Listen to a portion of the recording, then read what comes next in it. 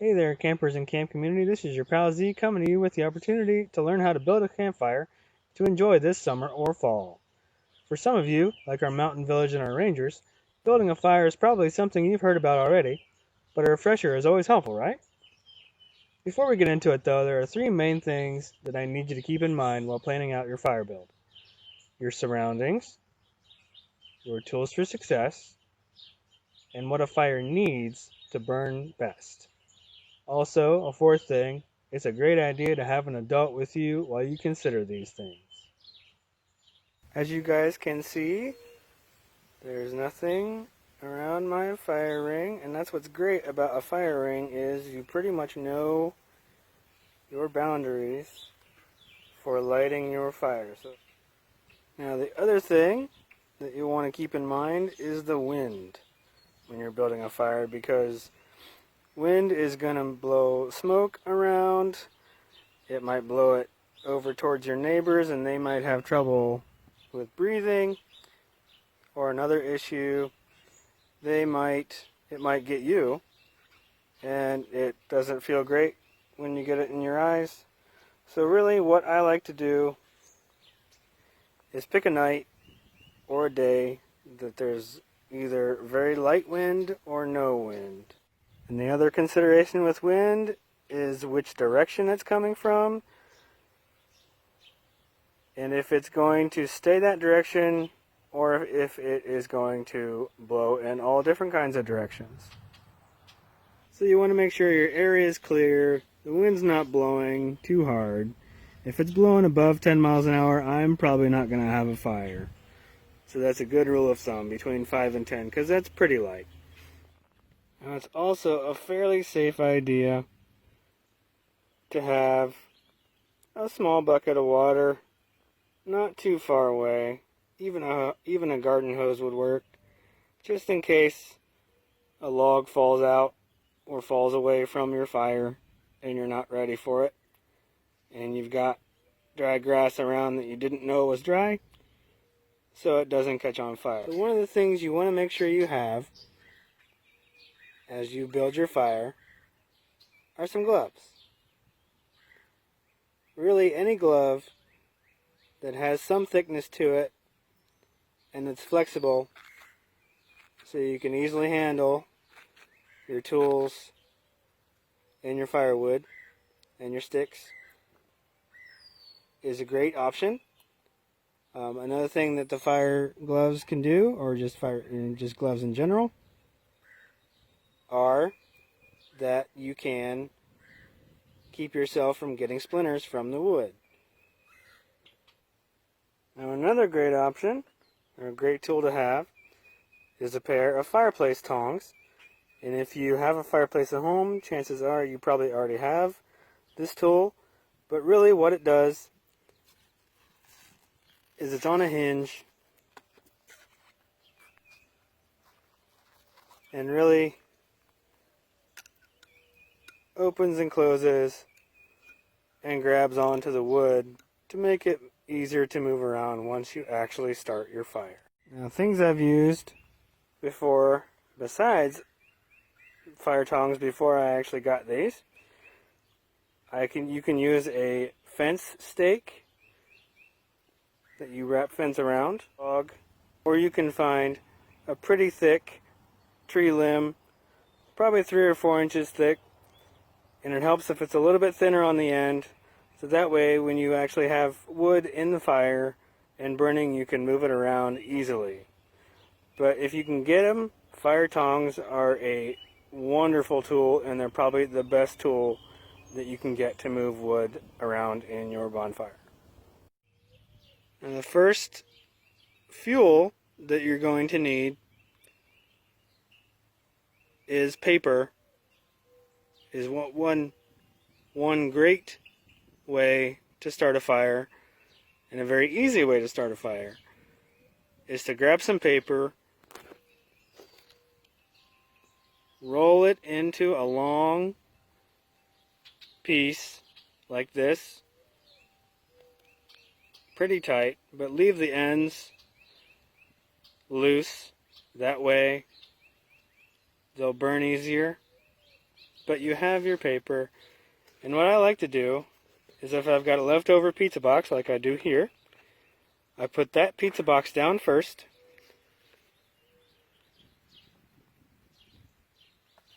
And that way it's a level base and I can keep my paper in one place, and it also keeps it dry. And the thing that you have to remember about fire is that it really needs three things to burn well. It needs air. Like I said, it needs fuel. And it also needs heat. The second piece of fuel that you'll need for your fire are some sticks. Now typically, you want to start small. Like this twig here, or this little stick. You want to start those small, probably about the width of your finger or your thumb, but not a whole lot bigger than that when you start out. You can also use dry grass. I like to use dried up dead trumpet vine that's done blooming because it's very light. There's a lot of it, and they're hollow stems, so they usually have a lot of air in there that's trapped, which is nice for burning. I live around a bunch of pine trees, so of course eventually I'm going to get pine cones, which are an amazing source of fuel for your fire because they are dry, they're tiny, they have a lot of surface area, and they still have some sap in or around themselves. Once you've got your little sticks gathered, you can try to find some bigger sticks. And I'll tell you, I've got a lot of pine trees around my house, and pine really works great. Now what I have here are some smaller pieces of wood. You can see. Not too thick, bigger than what I had before, and these are going to go on after you put your sticks and your twigs and your pine cones, if you want to use those, onto your paper that's already set out. As I said before, if you don't have access to split firewood, you can cut up limbs and branches, or you can break them apart as long as they're dead, like I said. Next is going to be on your fire is going to be your bigger pieces of wood. Now you can see these guys are pretty big. So just as a review, you want to start with small sticks. You can add pine cones if you want to. Then you can use smaller pieces of split wood or smaller tree limbs if you're able to break them apart or have an adult help you cut them apart. Or you can use bigger limbs like these, making sure that you have your adult present to help you cut them up. And when you have your bigger pieces, like this or these, it's these bigger pieces that's where your fire tongs or your fence stake or your limb that's a little bit thinner at the end so you can move logs around. Those big logs and those big pieces are going to be really where you need to have your fire tool to move your logs around. Now you might be asking, well, what if I don't have any firewood around? Which is a great question, and it's certainly possible. But one thing you can do, and I just learned this last night, is that you can grab your Sunday paper, which is usually pretty thick, or whatever day happens to be the newspaper's biggest day, and you can roll it up really tight, and you can wrap string around it and then you can put it in your fire, and what it does is acts like a log when you don't have any firewood. It should burn just fine. I have never tried it, so I would actually love it if one of you guys might end up doing that. And if you do, great. Let me know how it turns out. I'm very curious. But it should function like a log. From what I was reading and learning, it won't burn as long as a log, but if you have a bunch of them, it can really, really make a difference in how long they actually burn. So if you've got your fuel gathered, you've got your tools ready, you've got your area cleared out from your fire, let's build a fire, guys. As you can see, to start with the teepee fire, you start with your cardboard underneath, which is what I like to do. You don't have to. It just keeps it dry underneath for the sticks to go. Then on top of that paper, you can see that I've got sticks, really of all kinds, because I know they're dry, I know they're dead, and I know that they're going to work. And you can see I've also got pine cones in there as well, just to help it out a little bit more. And after I've got my stick set up, what I like to do to start the teepee is put 4 longer pieces of smaller wood, thinner wood, on each side of my pile of sticks to start. And then, as you can see, you add limbs and branches all the way around.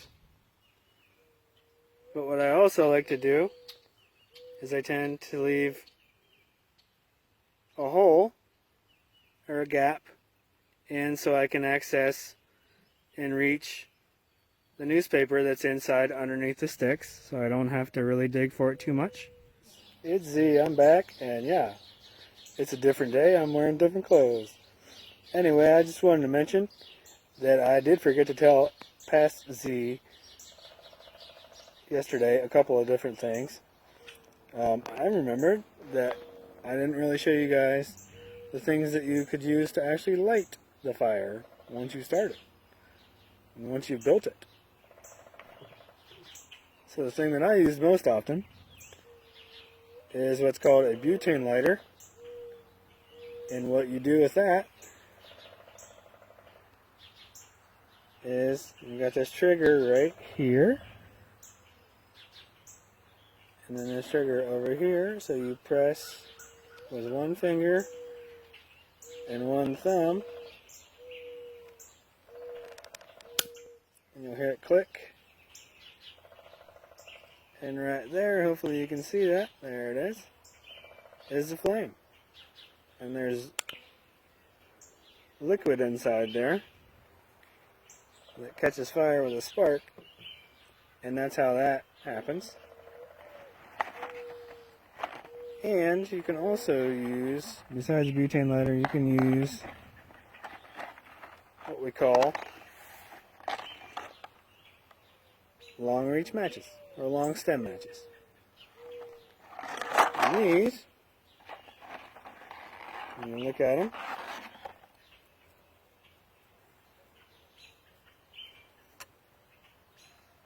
them, they've got this green tip on them, and they're really long, so they keep you safe away from the flames, so you don't get too close while you are burning them or lighting them up. Now what we want to do is make sure that we get in there by the paper. And we press our butane lighter, and we do it in more than one spot to give it a good chance of going. Sometimes you gotta move it a little bit.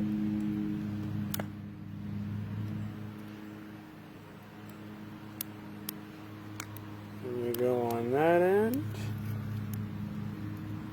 And we back out. You guys can see the smoke right now.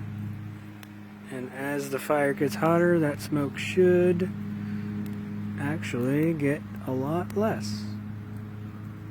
But it's okay for now. And you can see also that there's no wind outside right now. So the flames aren't going to go anywhere that they're not supposed to. And you can see it's getting a little bit bigger. It's getting warmer. So you can see I've got my teepee all set up, all that kindling under there, which means all those little sticks, they're all burning up and making those coals to those bigger pieces. When they do fall in, they're gonna just burn pretty much like they're supposed to. And I should mention, just as a safety precaution, you want to make sure that you're sitting pretty good distance away from the fire, especially if it's got a lot of wood on it that's nice and dry, because it's going to burn pretty darn well. So you want to just make sure you're staying away from the sparks and the coals. And that, my friends, is how you do a teepee fire from start to finish.